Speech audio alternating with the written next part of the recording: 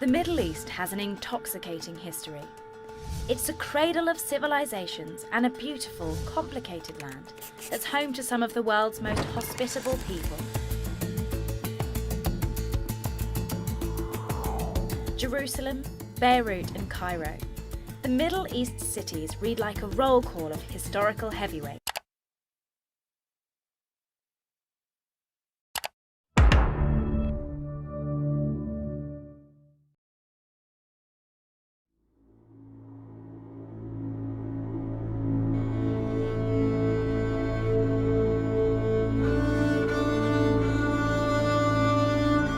Merhaba, fellow viewers, and welcome to Middle East.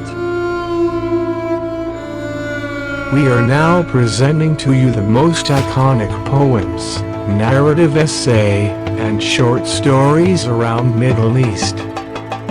We hope you enjoy the presentation.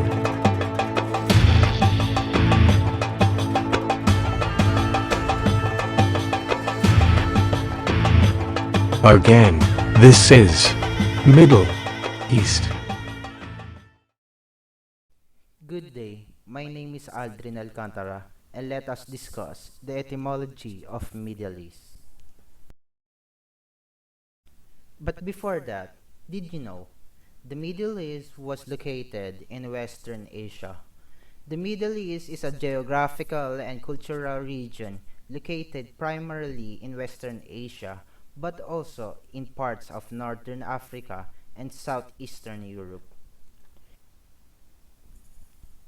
It has also the variety of countries make up the Middle East and North Africa, also called MENA, including Algeria, Bahrain, Egypt, Iran, Iraq, Israel, Jordan, Kuwait, Lebanon, Libya, Morocco, Oman, Palestine, Qatar, Saudi Arabia, Syria, Tunisia, Turkey, United Arab Emirates, and Yemen.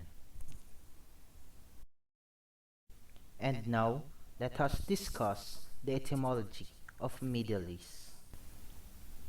The origin of the term Middle East is considered to be in the British India Office during the 1850s. However, it became more widely known when American naval strategist Alfred Thayer Mahan used the term in 1902 to designate the area between Arabia and India. Middle East was the area around the Persian Gulf. The area now designated as the Middle East was known as the Near East in medieval times. It is reputed as the cradle of civilization, as it was home to some of the most ancient human developments. Such civilization include those of Mesopotamia, ancient Egypt, Hittites, Greek, the Levant, Persia, and the Arabian Peninsula. Ancient Near East was governed by multiple empires, starting with the Neo-Assyrian Empire, Achaemenid, Macedonian, Iranian, Roman, and Byzantine empires. The Islamic Caliphate began their Arab conquests of the area in the 7th century. The Ottoman Empire, which had established control in the region, was defeated by the British after First World War.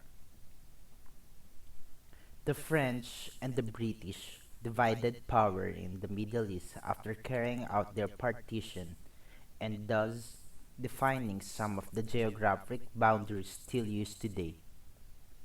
By the late 1960s, nations of the Middle East had attained independence and were seeking an identity in the global landscape. The region has achieved economic significance due to the presence of oil reserves. The majority of the region's population identify as Arabians, while the rest include Turkic, Arameans, Persians, Kurds, Berbers, Shabaks, Zazas, Assyrians, and Samaritans. Numerous dialects of the Arabic language are widely spoken in the Middle East. Literary Arabic serves as the official language in most states in the area.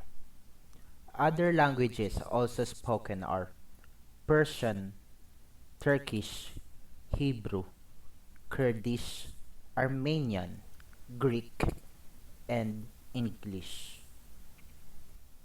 Some of the world's major religions, including Islam, Christianity, and Judaism, have their roots in the Middle East.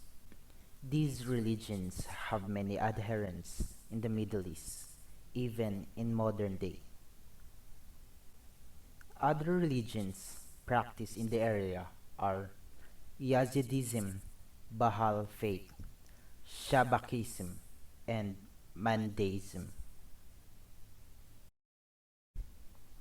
And that's the end of my report. Once again, I'm Aldrin Alcantara from T2A. Have a nice day.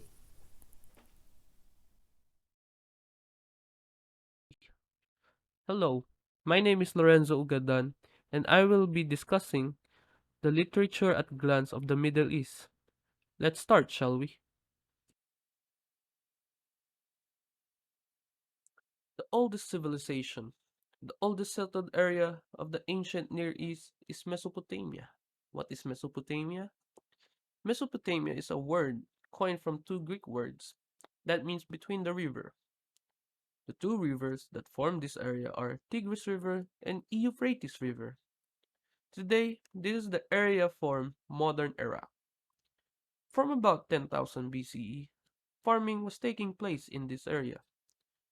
From about 8,000 BCE, settled villages were founded in this area. From about 3000 BCE, writing on clay tablets was well established in Mesopotamia. As you can see on this presentation, this is the map of Mesopotamia. But now it occupies the area of the present-day Iraq and parts of Iran, Kuwait, Syria, and Turkey. But did you know the first group to settle this area was the Sumerians? What are the Sumerians? Was an ancient civilization that flourished in the fertile crescent of Mesopotamia region. Between the Tigris and Euphrates rivers, Sumerians are credited with founding civilization as we know it today, thanks to their advancement in language, governance, building, and other fields. The historian Buttero traces line of descent from Sumerians and Babylonians of Mesopotamia to the Hebrews and Arabs of Palestine to the Greek and Roman of Mediterranean to the rise of Christianity. So let's move on to the next one.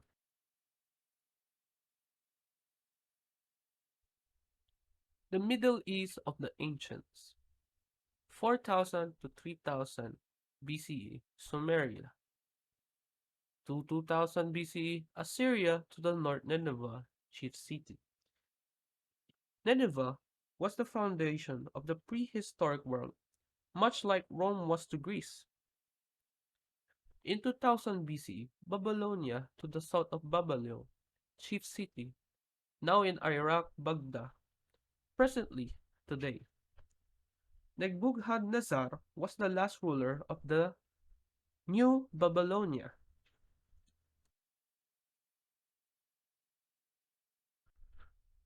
Oldest form of writing. Many 5,000-year-old clay tablets have been discovered in Mesopotamia by archaeologists, that is. 3000 BCE, the writing on the clay tablets is in the form of cuneiform, or let's rather say it wedge shape. Impressions which were formed on wet clay and then baked in the sun to preserve them. This is the list of how many sheep a farmer brings to be sold and how many are to be paid to the monarch for taxation makeup. The oldest cuneiform writing may be found in the lists, tax records, and royal names among other things.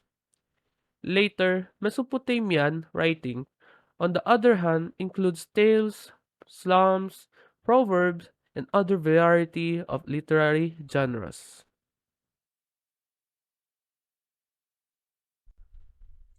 Archaeologists have also found many examples on the clay tablets of a schoolboys learning how to write cuneiform by pressing triangular reed into the wet clay. The story of Gilgamesh. One of the first stories that schoolboys in Mesopotamia learned to copy was the story of Gilgamesh. In this story, the central character, an early Mesopotamian king, finds a companion. When he and his companion first met, they fight one another. After Gilgamesh wins the fight, the two became instant friends and bosom buddies. Gilgamesh befriends Enkidu. Together, they go in search of adventures to win fortune and fame for themselves by slaying a monster. Later, Gilgamesh's friend dies after being struck down by God for killing the monster, and Gilgamesh mourns the death of his friend.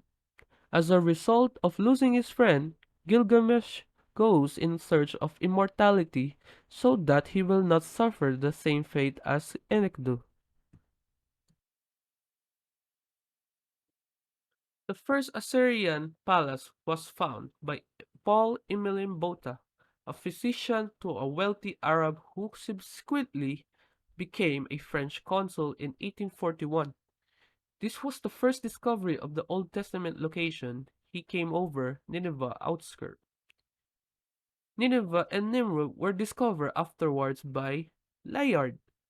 The Gilgamesh tables were found by Rassam for the British Museum. He sold it for £25, returned to London. Older copies versions in the Sumerian language were translated into more contemporary Akkadian and are stored in a large library by Absurbanipal, the last great Assyrian monarch in the 7th century BCE. Today, we are reading this translation, although from Akkadian to English. So, connecting the past with the present. How have the Middle East's previous literary traditions affected its present writers? So, much like writers from any culture, many Middle Eastern writers wrote their texts in geography of the Middle East, the social economic structures, political concerns, religious concerns. And these concerns are found in both ancient and contemporary texts, connecting traditional writers to their contemporary counterparts. So that is for Literature at a Glance of the Middle East. Thank you for listening, and let's move on to the next slide. The Middle East has an intoxicating history. It's a cradle of civilizations and a beautiful, complicated land that's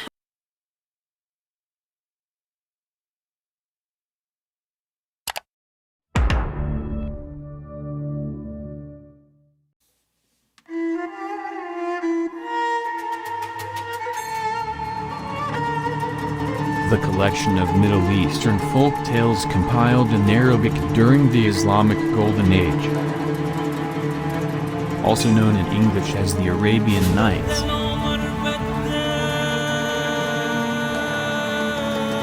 This is 1001 Night. Saudi Arabia.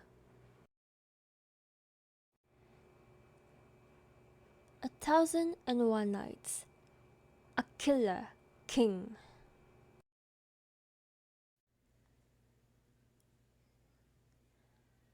A Thousand and One Night is a collection of Middle Eastern folk tales compiled in Arabic during the Islamic Golden Age. It is often known in English as the Arabian Nights. A Killer King is one of the many in A Thousand and One Nights. The earliest piece of the frame story of Shahryar and Shahrazad was written in the 19th century. A century later, Al-Masudi, an Arabic historian, wrote about Af-Layla or Thousand Nights and suggests that their origin is Persian. He is also known as the Herodotus of the Arabs.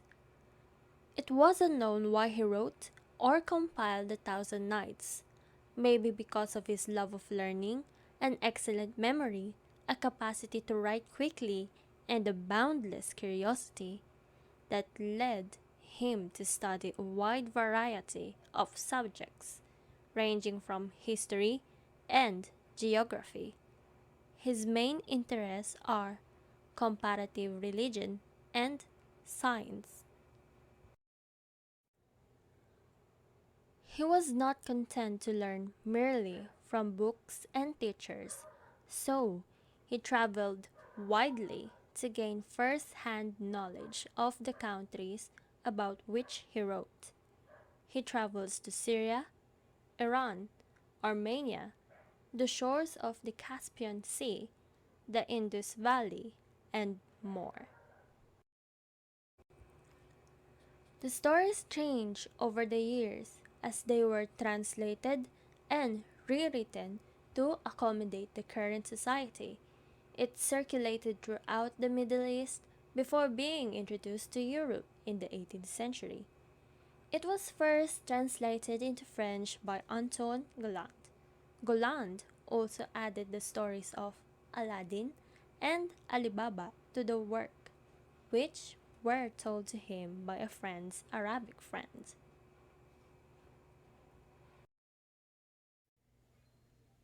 The first English version appeared in the 19th century, translated by Sir Richard Burton.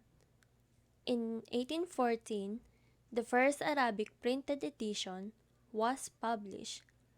Since then, there have been a series of new translations and editions. The main characters are: Scheherazade is the wife of the Sultan or King Shahryar, and is the legendary Persian queen who is the storyteller and narrator of 1001 Nights. She is the daughter of the kingdom's vizier and the older sister of Dunyasad.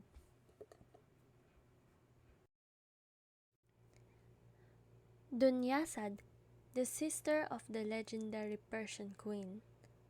King Shahryar, significant other of Scheherazade and the brother of the Sultan of Samarkand.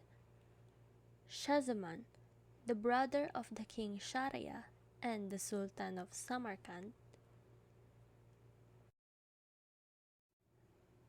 Vizier Jafar, he is the father of Scheherazade and the vizier to the King Shahryar.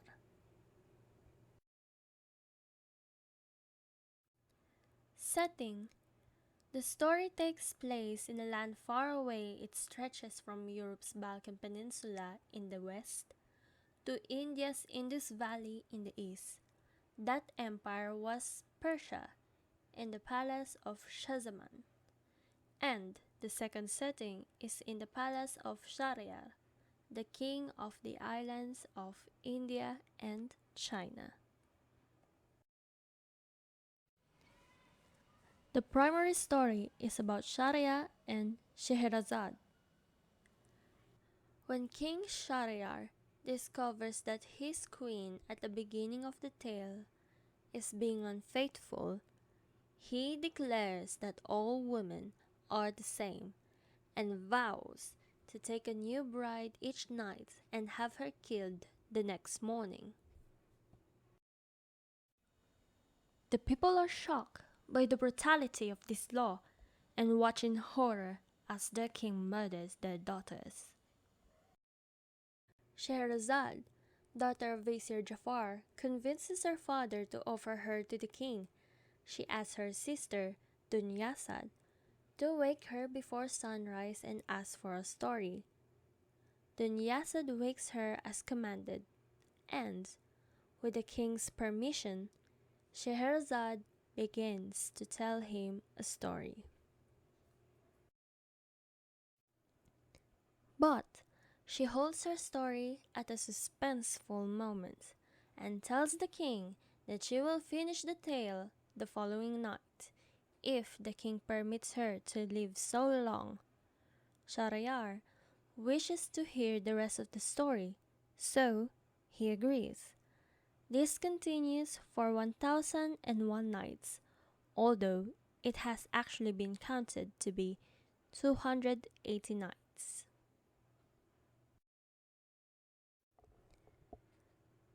Scheherazade tells stories about romances, tragedies, and epic adventures. Often one of her characters will tell his own story, creating an embedded narrative. Eventually, the king falls in love with her and renounces his law.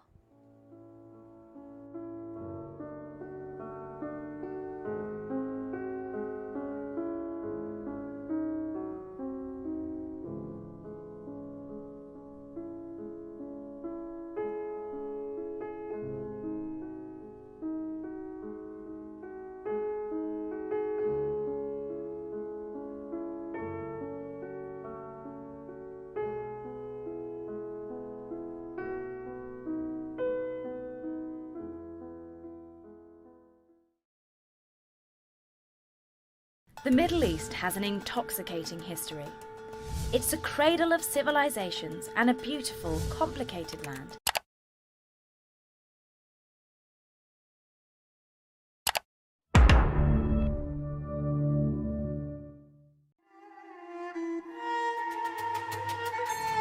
Elegy for a Woman No Importance by Nazik al-Malaika.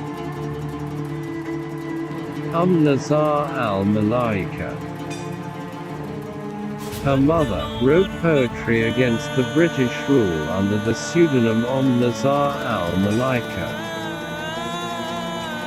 Al-Malaika started to write already in her childhood, and at the age of 10 she composed her first poetry in classical Arabic. All her life, al-Malaika kept a diary. Elegy for a Woman of No Importance. The origin of Elegy for a Woman of No Importance. Author Nazik al-Malaika. About the author, Nizar al-Malaika. Her mother wrote poetry against the British rule under the pseudonym Nizar al-Malaika. Al-Malaika started to write already in her childhood at the age of 10. She composed her first poetry in classical Arabic. All her life, Al-Malaika kept a diary. Al-Malaika was a major advocate of the free verse movement in the late 1940s with Badr Shakir al-Sayyab. Her poetry is characterized by its terseness of language, eloquence, original use of imagery, and delicate ear for the music of verse. As you can see here, Nazik al-Malaika was born on August 23, 1923 and died on June 20, 2007. The meaning of al-Malaika in English is angels. She was born in Baghdad into a cultured literary family. She was the oldest of 7 siblings, and her father was a poet and the editor of a 20-volume encyclopedia. The tone of this poem was expressed as a sorrow of a woman that leads to a lonely life and a lonely death. As an additional information, there was a novel that wrote by Oscar Wilde, and that is A Woman of No Importance, and it adopted as a stage play and drama. The author uses specific details to show the woman for whom the elegy was written lived a rather pitiful life and was little mourned in death. Ninth, unconcerned gave way to monitoring.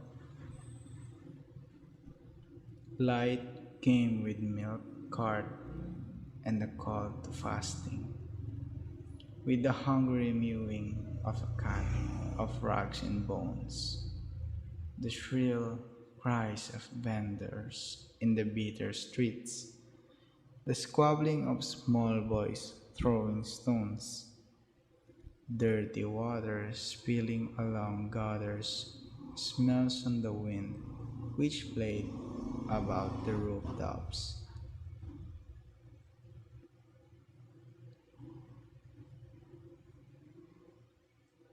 This is the elegy for a woman of no importance, which is about an ode to a nameless who died in an obscurity.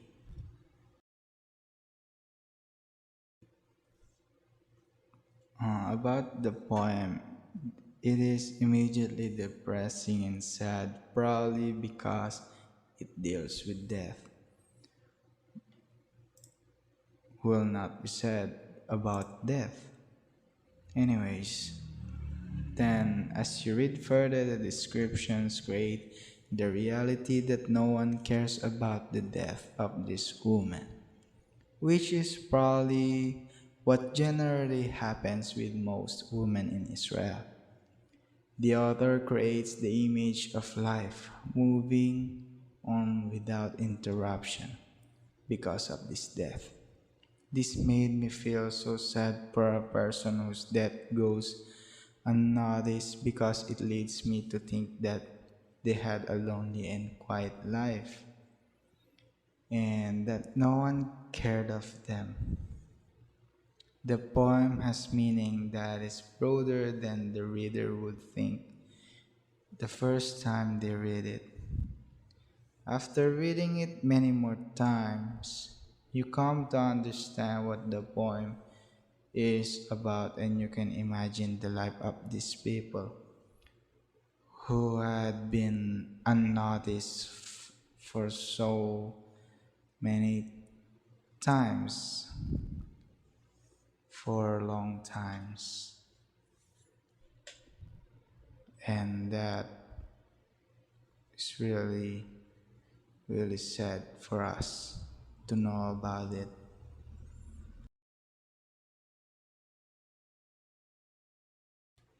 The elements of women of no importance. These themes of gender equality, social hypocrisy is the main strategy that the author uses to express her point. For personification. For example of this is night. Unconcern gave way to mourning.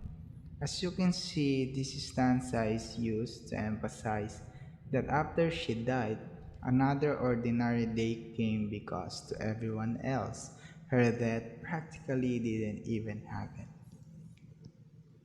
For connection to reality, according to the author, Muslim women who are unmarried, widowed, or orphaned in the past were deemed unworthy or inconsequential, since people believed they had little or no value to society at the time.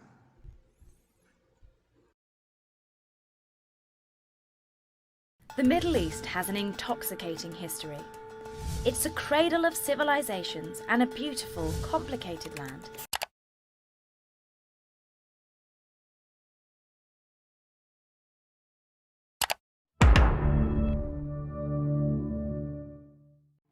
A Palestinian Like Me, by Yoram Binur. Yoram Binur's close daily interaction with Arabs from the occupied territories considerably improved his command of spoken Arabic, as well as the knowledge of Arab manners, and gestures to know the injustice that is happening in the Palestine. Even though he was warned that pursuing to know the truth might bring him harm. Palestinian like me. Yoram Binur is an Israeli and aged 33 years old who lives in the city of Ramallah. He is fluent in Arabic and works as a lieutenant in Israeli Defense Forces, elite parachutist, the author of Palestine Like Me. This is the interview video of Yoram Binur. It's a rainy day in Tel Aviv, and we managed to catch Yoram Binur just after his morning shift at the Israeli television to hear more about his story. Yoram, thanks for joining us. You're Jewish. Where did the idea come from to disguise yourself as an Arab and write a book about your experiences? Well, I got the idea to write my book after being a correspondent in the territories for about 3 years. Things arrived to a stage that I used to go to my editor, bring him like 10 stories every week. He would tell me, hey, Yoram, rest, go. All I need is one story. We can't make the whole newspaper only Arab news. How did you become an Arab? Did you change the way you look, the way you dress? Very easy. Arabs don't look different than Jews.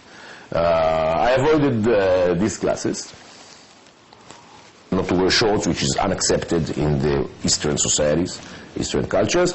Taking an Arabic newspaper under your armpit. No big deal. Smoke Arab cigarettes. And when I was posing in the Israeli part, I would emphasize it more by having this plastic basket of laborers, a lot of old clothes, wearing a terraline, old trousers, and a white shirt that I stole from my father, that he kept from the days of the British mandate in Palestine.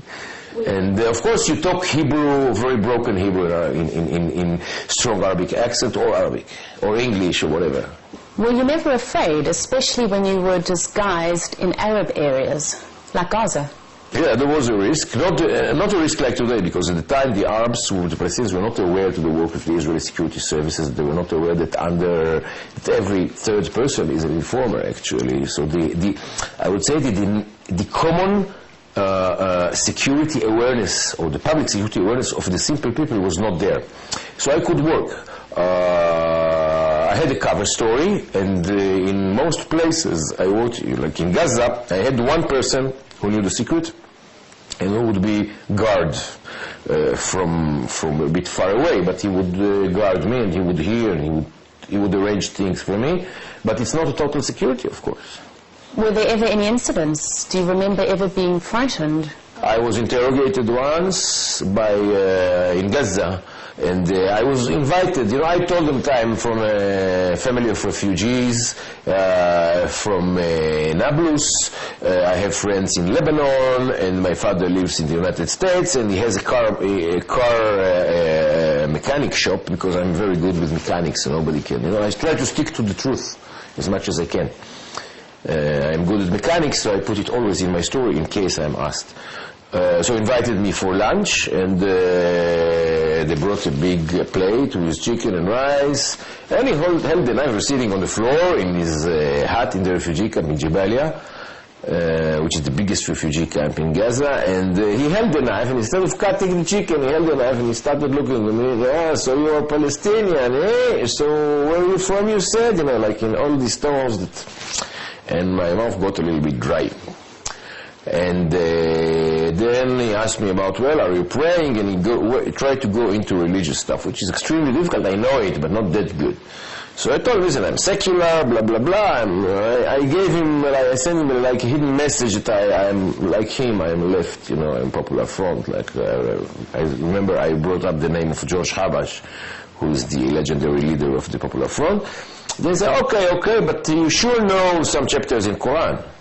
And Allah helped me at the time, and the chapter he wanted me to quote was the simplest one, which is the Fatiha, and this is like every Muslim knows, almost every Muslim knows. So I quoted him, I know this chapter, thanks God. So I gave him the Fatiha, and then he started to cut the chicken and not me. I think he suspected me, And I think that I know that he asked about me later and later and later.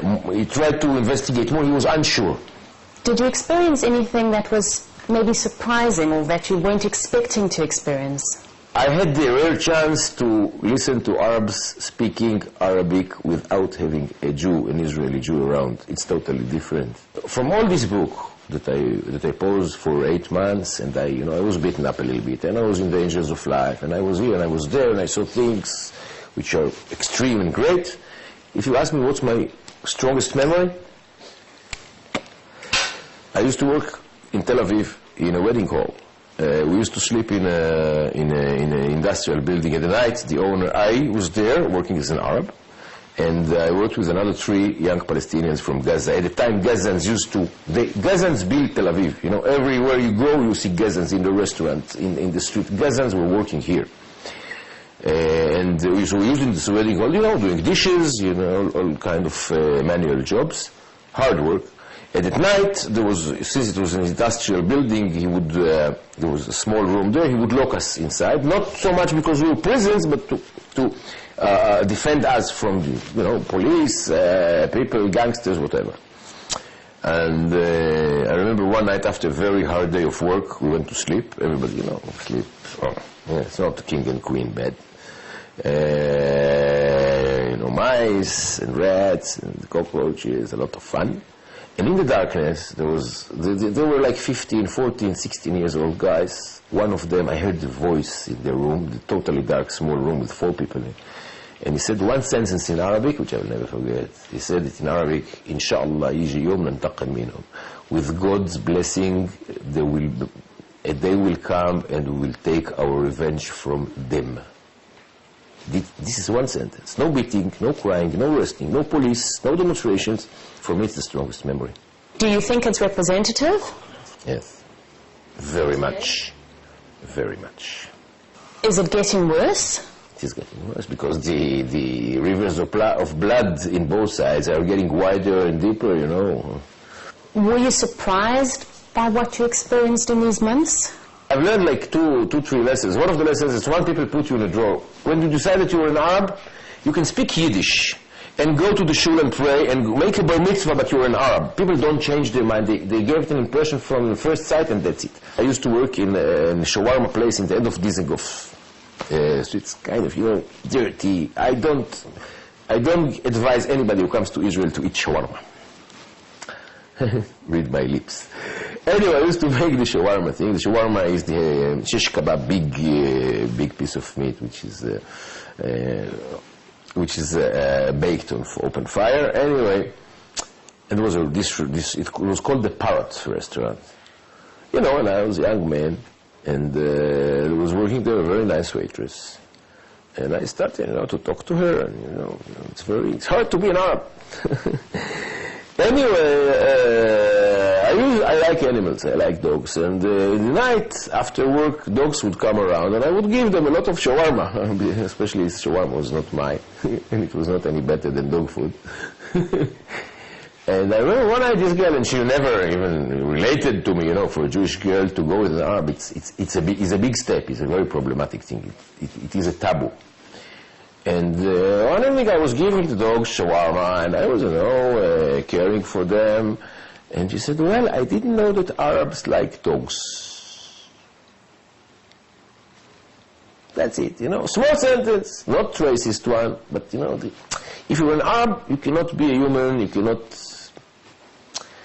Funny. So this is one of the things. Or when I had a Jewish girlfriend, she didn't know that I'm a Jew, and one night her friends came, and to her close circle of friends, she told that, this guy is from Nablus.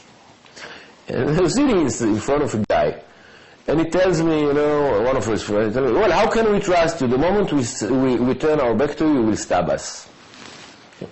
Such a generalization, such a prejudice, such a fear.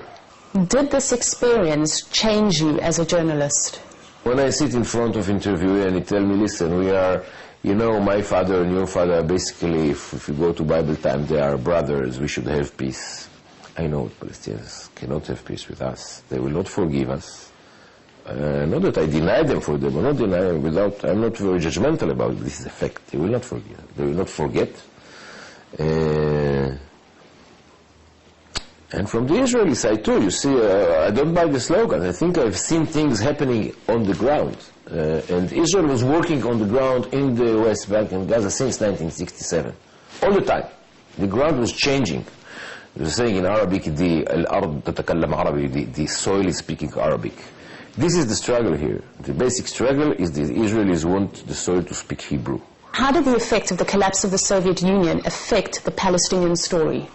I think the collapse of the Soviet Union mainly affected the Palestinian organizations or fraction or parties which were connected to the Soviet Union and were fed also economically by the Soviet Union, which is the Palestinian Communist Party, which became, hardly now a club of a small social club of scholars, of teachers, very nice people, but no political influence whatsoever, no budgets.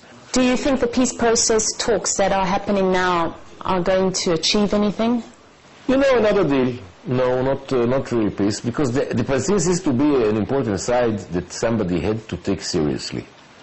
So when you don't have a side that you have to take seriously, why give them anything? It's, it's pure trades.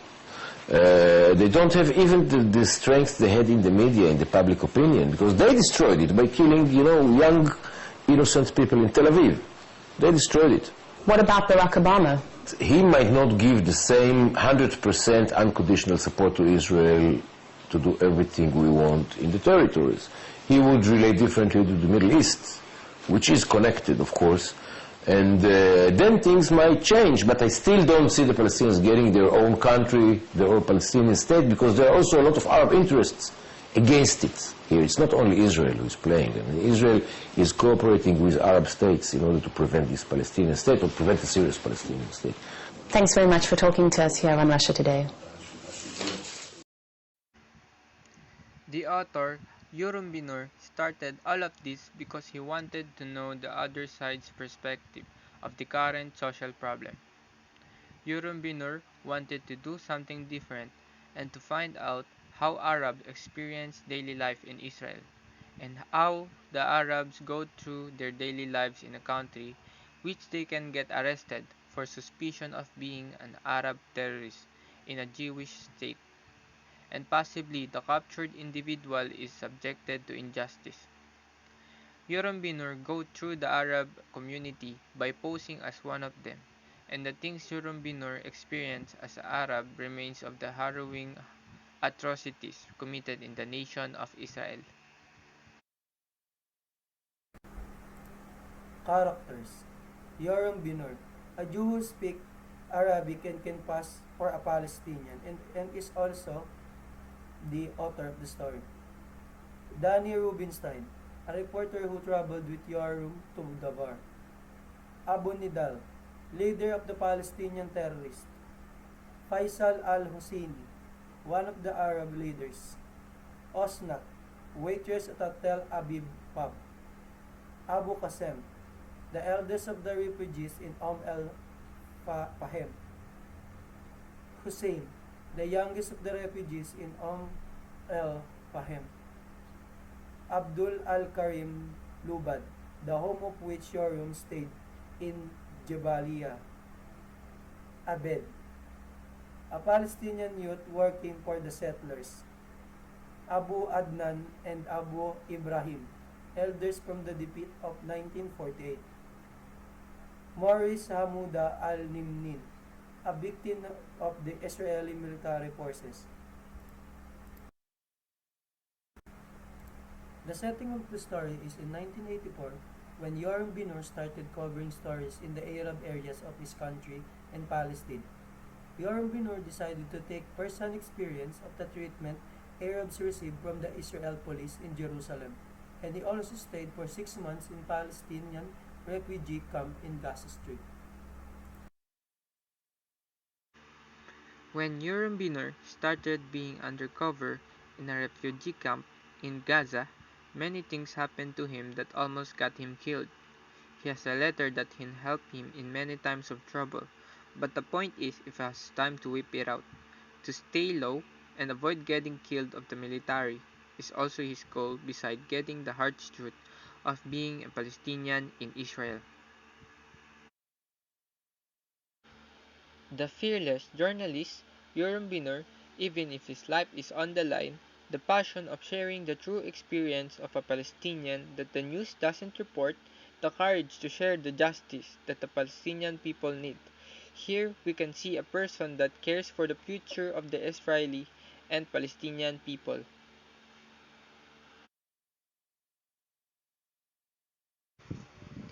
Basic parts. Yoram Binor's close daily interaction with Arabs from the occupied territories considerably improved his command of spoken Arabic as well as the knowledge of Arab manners and gestures, while in the other hand, he absorbed Palestinian culture when he traveled to Nablus with Danny Rubinstein, a seasoned reporter from the newspaper The Var, to interview a relative of Abu Nidal, the notorious Palestinian terrorist leader. During their conversation, he learned that the interviewee thought he was a Rubinstein Arab guide. On other occasions, too, Arabs from the occupied territories mistook him for a compatriot. Because of this misapprehension, together with the fact that news items on the West Bank tended to be rather dull and routine at the time, led him to suggest to his editor a different approach to reporting. His idea was to offer a fresh perspective on Israelis' Jews' relationship with the Palestinians.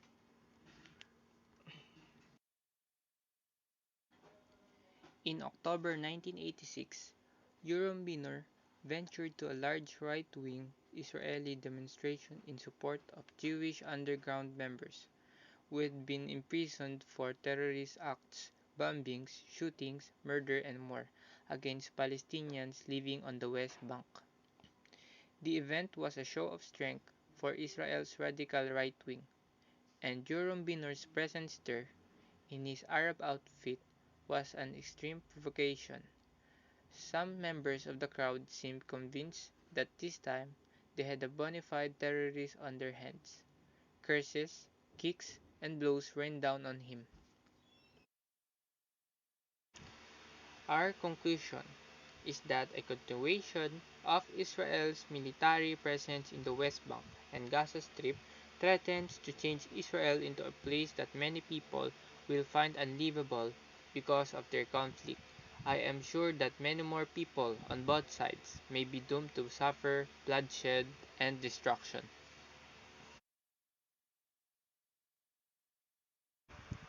Elements of essay.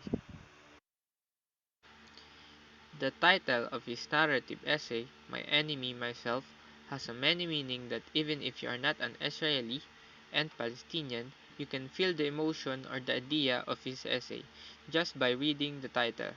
I think that Yoram Binor made it as a title because he emphasized the war that is happening between Palestinian and Israeli, giving the message that they have the same blood after all.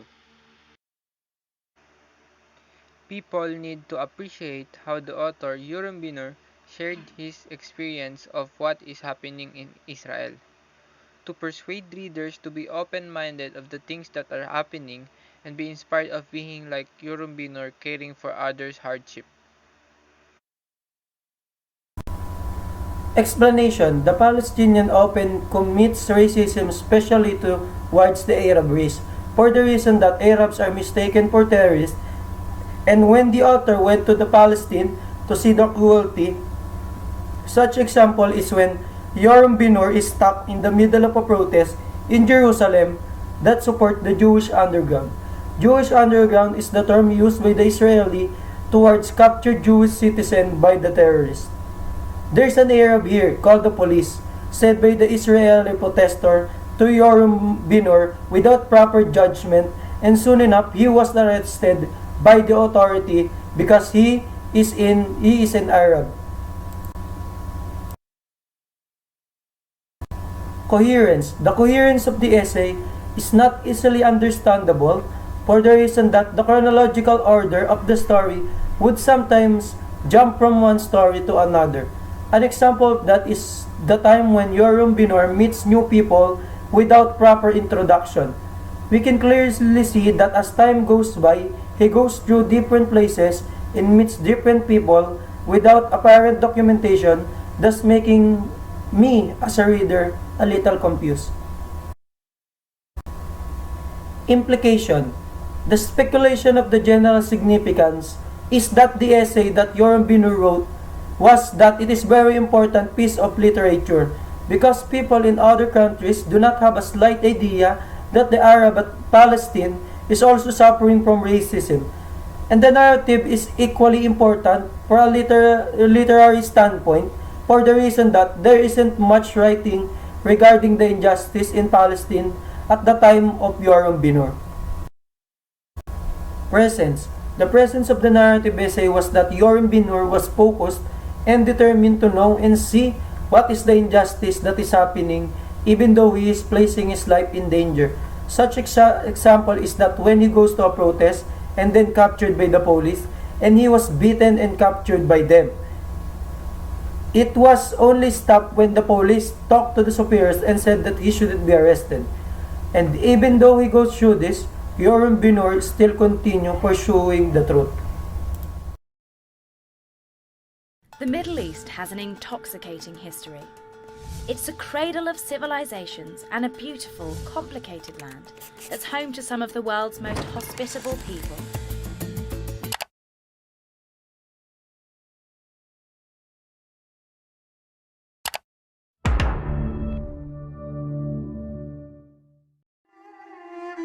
On Giving by Khalil Gibran. In 1923, the Lebanese-American artist, poet, and philosopher Khalil Gibran published his masterpiece, The Prophet, which endures as a timeless classic meditation on living. Complement with Gibran's thoughts on love. We will now peek on his work about on giving. On Giving by Khalil Gibran. Then said a rich man, Speak to us on giving. And he answered, You give but little when you give of your possessions. It is when you give of yourself that you truly give. For what are your possessions but things you keep, and guard for fear you may need them tomorrow? And tomorrow, what shall tomorrow bring to the overprudent dog, burying bones in the trackless sands, as he followed the pilgrims to the holy city? And what is fear of need but need itself? Is not dread of thirst when your well is full, the thirst that is unquenchable? There are those who give little of the much which they have, and they give it for recognition, and their hidden desire makes their gift unwholesome. And there are those who have little and give it all. There are the believers in life and the bounty of life, and their coffer is never empty.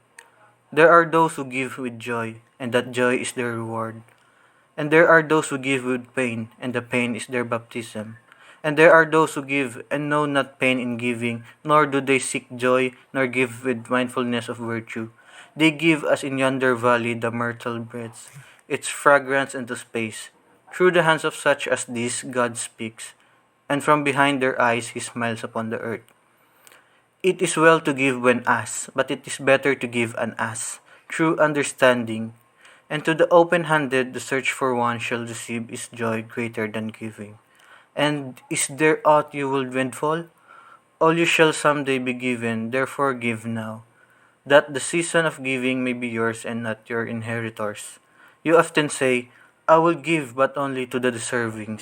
The trees in your orchard say not so, nor the flocks in your pasture.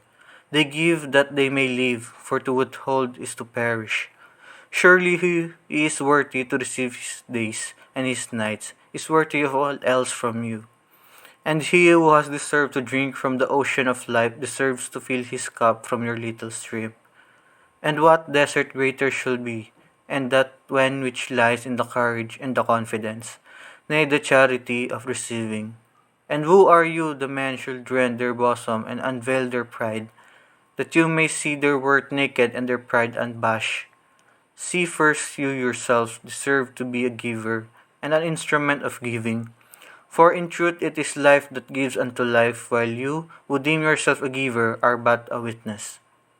And you receivers, and you all receivers, assume no weight of gratitude, lest you lay a yoke upon yourself and upon him who gives. Rather, rise together with the giver on his gifts on wings. For to be over mindful of your debt is to doubt his generosity who has the free-hearted earth for mother and for Father God.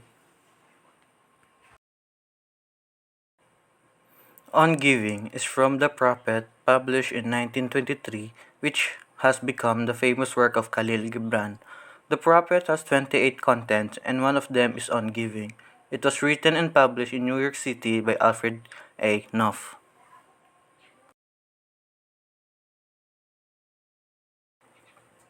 Biography of the author. His name is Khalil Gibran, known in Arabic as Gibran Khalil Gibran.